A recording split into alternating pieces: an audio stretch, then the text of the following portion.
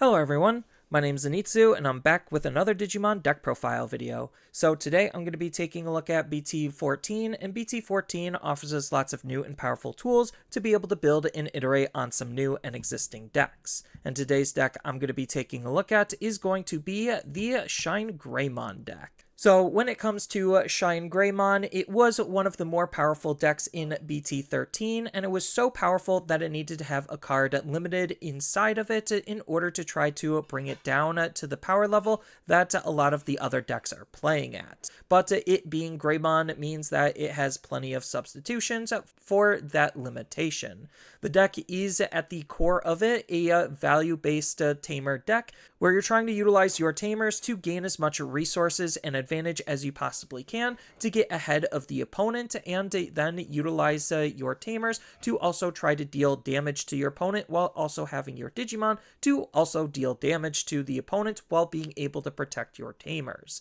The deck has lots of powerful combos, efficient ways to evolve, and the ability to put pressure onto the opponent relatively easily to even potentially OTK them depending on your take and build. The biggest weakness of the deck is its over-reliance on its tamers, where without the tamers it really doesn't do anything, and then it also has some other just general weaknesses, where it being a stack-based deck having some consistency issues on finding all of its parts and pieces in the exact order and when you need it, while also having a general lack of protection on its cards. But it's still one of the more powerful decks in BT14, even with the limitations. So with all that said and done, let's just dive right into the deck profile. Starting off with the Digi-Eggs, I am just going to be running 4 copies of the brand new red BT14 Koromon. So if you wanted to, you could run the BT12 Koromon if you wanted to go in a yellow base, but I prefer the deck in a red base just because, well,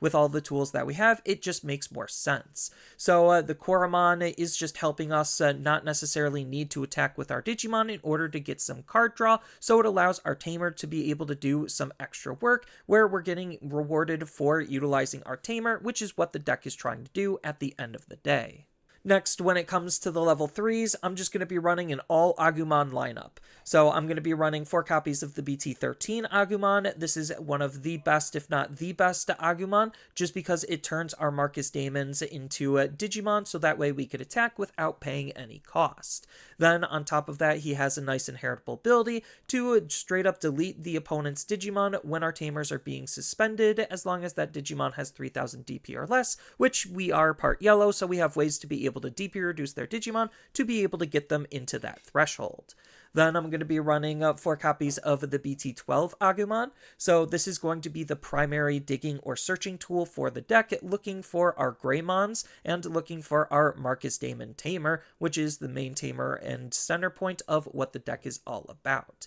Then it has a nice inheritable ability that's similar to the BT13 Agumon, except that when our tamer is going to be suspending, then one of the opponent's Digimon gets minus 2000 DP instead of just straight up deleting one with 3000 DP or less. So that way we have different ways on trying to control the opponent's field. Then the last Agumon of the deck is going to be 4 copies of Agumon X Antibody from BT9. This allows us to Digivolve on top of either of our Agumons, and the reason why I'm running a red egg is in case I don't have any Agumons, then this just works as a level 3, but most of the time we're just going to be using this card as another way to be able to dig out our Digimon, more specifically our other Greymons. Then, when it comes to the level 4s, I'm going to be running 4 copies of Geogreymon from BT12. So this Geogreymon is really good because if we don't have a Marcus in play, when we Digivolve up into it, it could just play us a Marcus for free, which is really good at being able to set us up, and we have some pretty good Marcuses that have good combo play with this ability.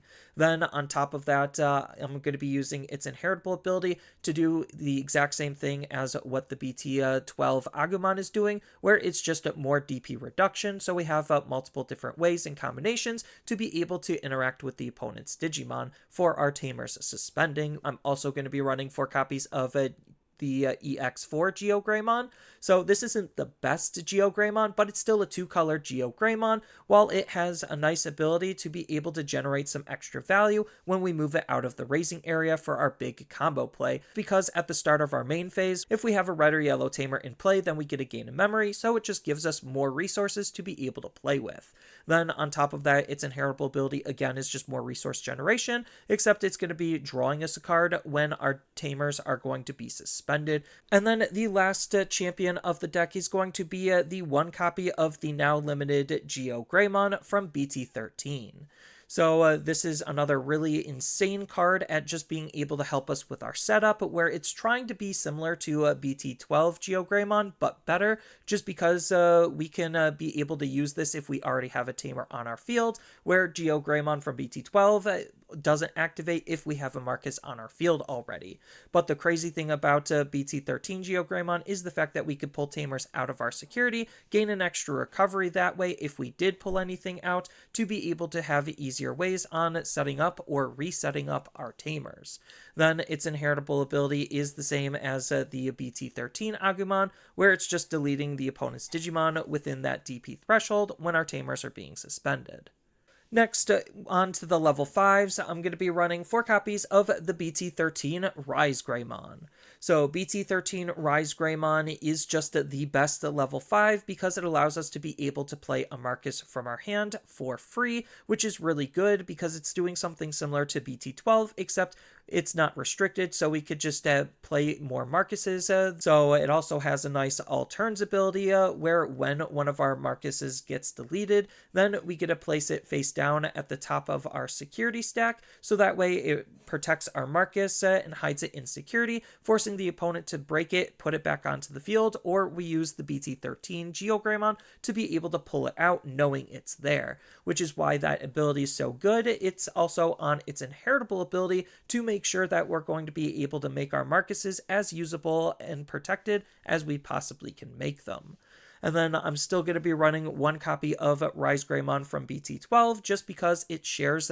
both of that inheritable ability and that all turns ability. The only difference is the when Digivolving ability doesn't play out a Marcus, it just makes this card more efficient to Digivolve into, gaining us a memory back. And then I'm going to be running 2 copies of Shinegreymon X Antibody just because, again, this is doing something similar to Shinegreymon, letting us be able to play out a red or yellow tamer for free, which is going to be our Marcus. Then if we have Shinegreymon in its Digivolution source, one of the opponent's Digimon gets minus 2000 DP for the turn for each red or yellow tamer that we have in play. So if we Digivolved into Shinegreymon from BT12 or BT13, we at least get to play out 1 tamer for free there. Digivolve into BT13 Shinegreymon, get another tamer there, and then Digivolve into Shinegreymon X Antibody. Well, that's 3 tamers that we already set up, utilizing our when Digivolving abilities to be able to make this card as strong as possible in terms of the removal potential. Then on top of that, it even is a good aggro tool, so that way we could use this card to potentially aggress because it allows us to use the inheritable abilities of our Shinegreymons even easier,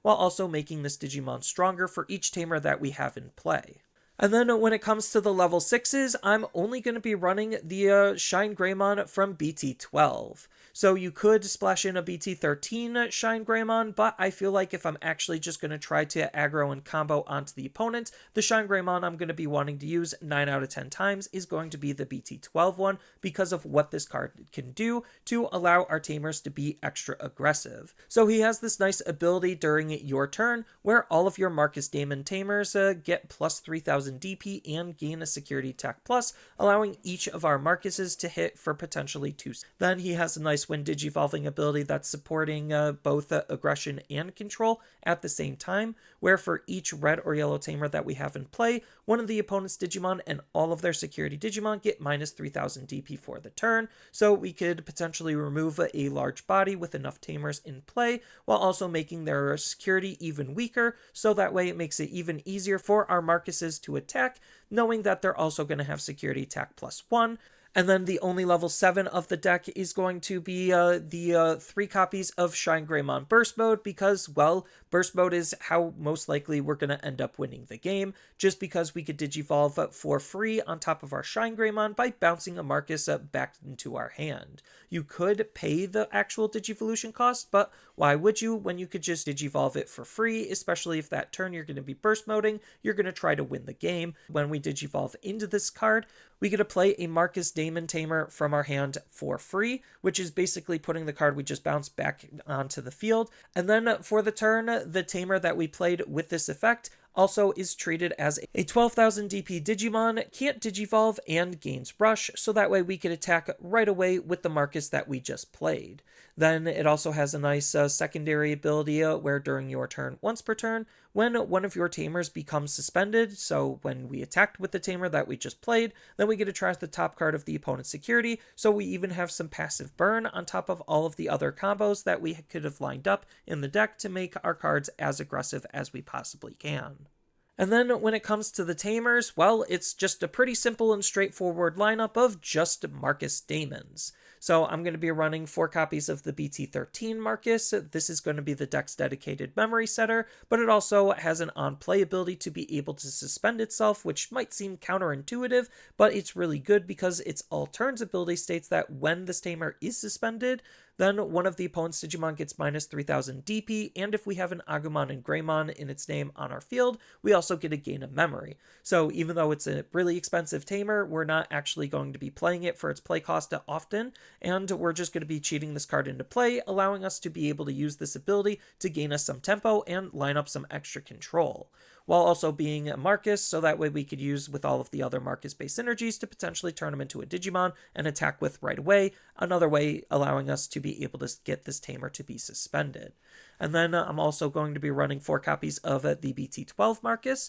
So this is going to be the main Marcus of the deck. That's going to be the hardcore combo enabler because it has a really good ability that just lets itself be a Digimon, where we only get to pay 1 to treat this card as a 3000 DP Digimon. So that's really good just because the other Marcus doesn't have a way to natively turn him into a Digimon. So it's really important to have that BT13 Agumon to allow us to turn BT13 Marcus into that Digimon, where BT12 does it himself. Then on top of that, when this card becomes suspended, then we get to have one of our Digimon Digivolve into a yellow Digimon with Greymon in its name for free, allowing us to be able to be super efficient on our evolutions because we essentially get to have easier access at being able to climb as long as we have the cards to climb with.